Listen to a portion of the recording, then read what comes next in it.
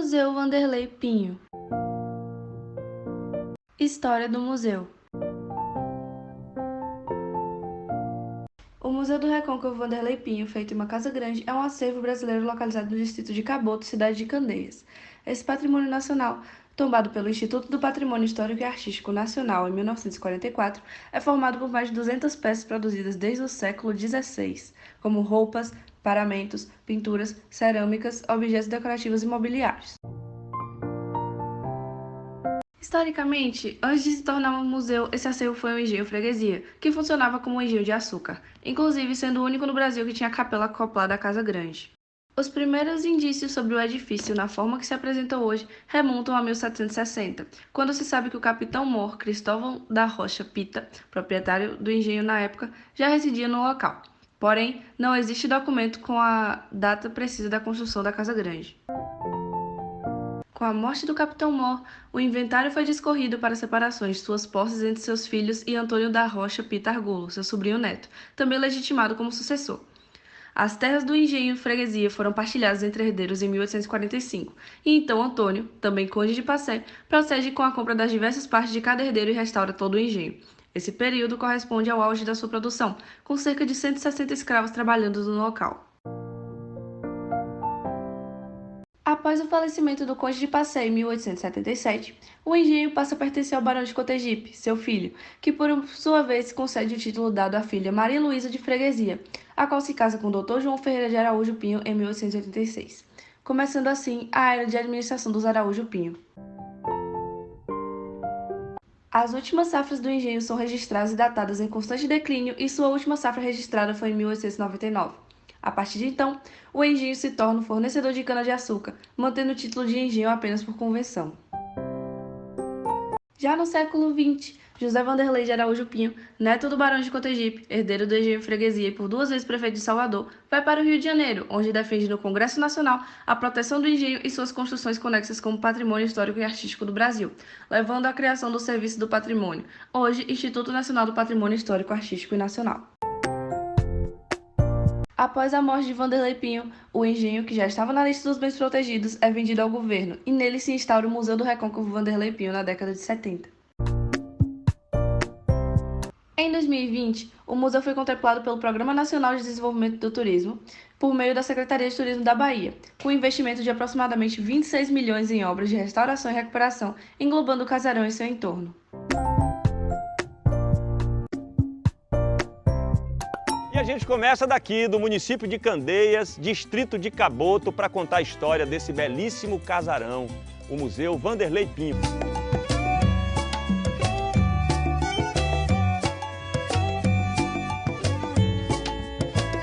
Para falar sobre o museu, eu converso agora com o historiador Jair Cardoso.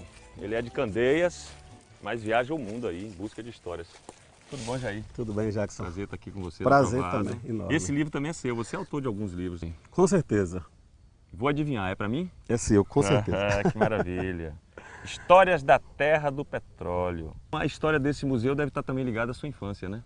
É, exatamente. Na verdade, nós temos aqui, Jackson, mais de 450 anos de história. Estamos em uma das áreas que se constituem primórdios da colonização portuguesa no Brasil. Veja que estamos à frente da Baía de Todos os Santos, esse mar belíssimo. Aqui exatamente a Baía de Aratu. Aqui, portanto, se constituiu esse engenho belíssimo, que é o engenho freguesia, que depois se transformou em museu. Mas não só esse. Aqui foi constituída uma florescente freguesia pequena, tinha apenas 1 légua de comprimento e meia de largura, de frente a essa ilha aqui, que é a Ilha de Maré.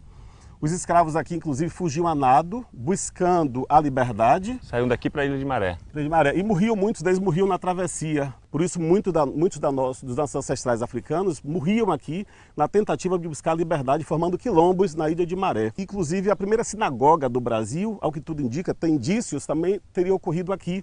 A Santa Inquisição baixou aqui em 1591, foi a primeira visitação do Santo Ofício às terras do Brasil. Suspeita de que aqui tinha hábitos judaicos, que esse engenho que está aqui testemunhou a tudo, né? E que, portanto, para nós representa muito para o município de Candeias e para o Recôncavo como um todo.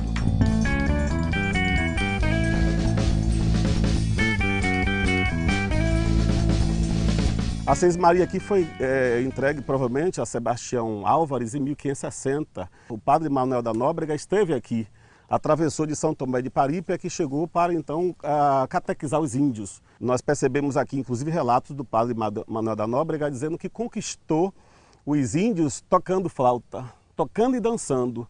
Era a forma com que os índios jovens e crianças conseguissem ter simpatia por eles. Os idosos é que ficaram desconfiados. Inclusive alguns idosos diziam: crianças não vão, pode ser o canto da morte. De fato, as tribos foram dizimadas. Aqui no Recôncavo nós tínhamos 47 tribos tupinambás, todas dizimadas. Outra coisa interessante citar aqui é a ligação dos primeiros portugueses que chegam com os índios. Um deles tinha 4 mulheres indígenas, outros 5. Na verdade, eles procuravam viver um pouco a vida dos índios. Eles se pintavam, inclusive participavam de cerimônias religiosas junto aos índios. Talvez por isso também não tenham ocorrido guerras aqui. Ao contrário de São Francisco do Conde, de Passé, uma freguesia aqui também muito próxima e próspera, onde lá as guerras com os índios foram assim terríveis. Eu pedi para você falar um pouco sobre a história desse casarão, falar da arquitetura e as coisas que ela abrigou aí. Esse casarão, na verdade, ele é do metade e final, provavelmente do século XVIII. Vejam que é um belo exemplar da arquitetura colonial. É o único no Brasil que tem a capela acoplada à Casa Grande e pertencia ao barão, depois conde de Passé. O sino ali, bem embaixo, ao alcance das mãos de qualquer pessoa, era para, por exemplo, proclamar o finado, alguém que faleceu, alguma vitória bonita, chamar os escravizados para o trabalho. Então, aquele sino ali servia para muitas coisas, né?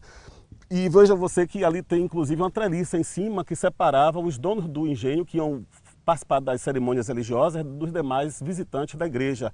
Eles iam diretamente para a Casa Grande, era uma forma de segregar, de separá-los dos demais. Veja também que outra característica aqui interessante mostra o aburguesamento das relações na cana-de-açúcar. Olha como a Casa Grande, por exemplo, está distante da fábrica do açúcar. Por causa do ruído das fornalhas, aquelas ruínas ali era a antiga casa da fábrica do açúcar. Provavelmente a senzala era logo atrás. Aqui também foi palco de conflitos com os holandeses. Os ingleses estiveram aqui no final do século XVI, mas não pilhou esse engenho. Mas durante o século XVII, por diversas vezes, os holandeses aqui vieram, queimaram, incendiaram esse engenho. Aqui, por exemplo, ficaram 966 homens no período da Guerra da Independência na Bahia, de prontidão aqui nas águas da Bahia, de Aratu e do Rio de Matuim, esperando as tropas que vinham do Recôncavo para libertar Salvador.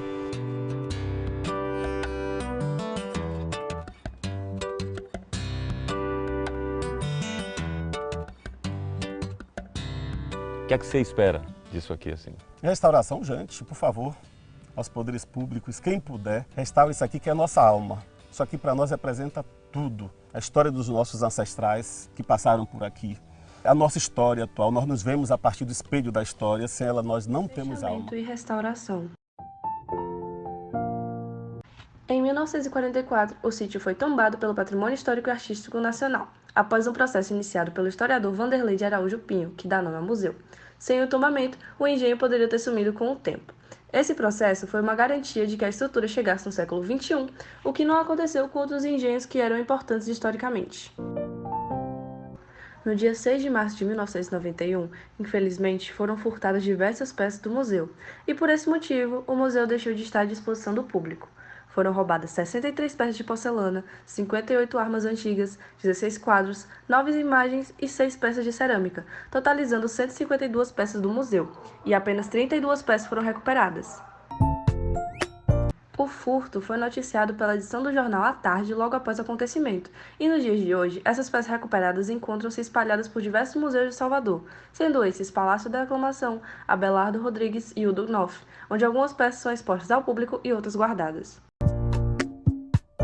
A recuperação dos 4 andares e 55 cômodos do antigo engenho Freguesia, no distrito de Caboto, em Candeias, região metropolitana de Salvador, vai viabilizar a reabertura do Museu Vanderlei Pinho, com um acervo de 200 peças.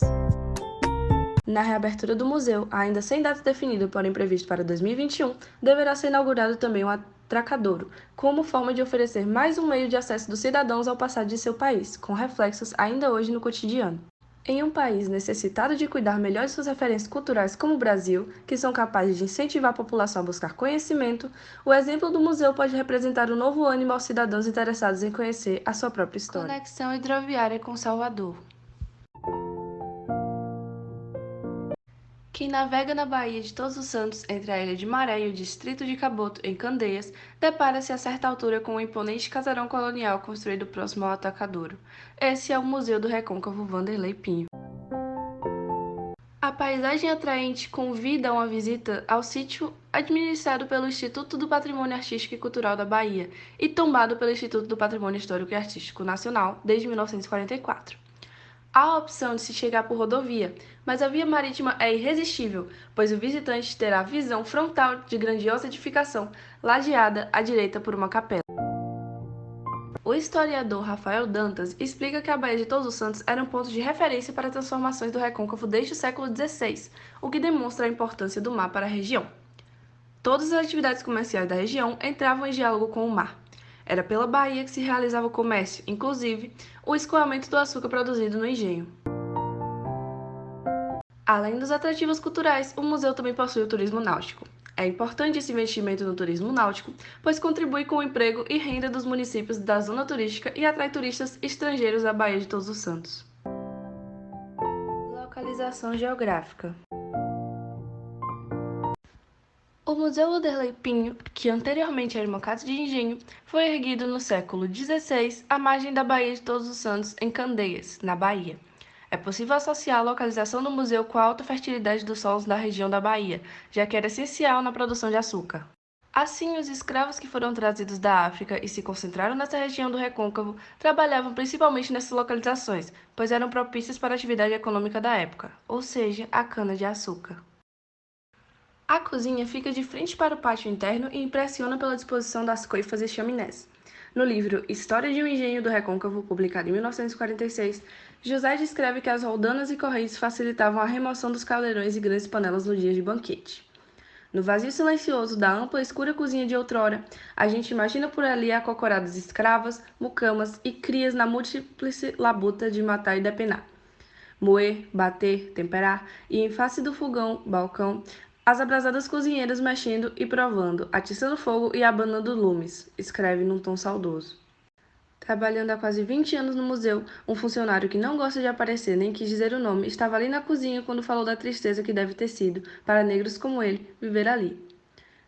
Imagine não saber o que é ter pai, o que é ter mãe, e estar trabalhando sem ganhar nada, sendo maltratado. Uma vida de dor. É uma casa de sofrimento.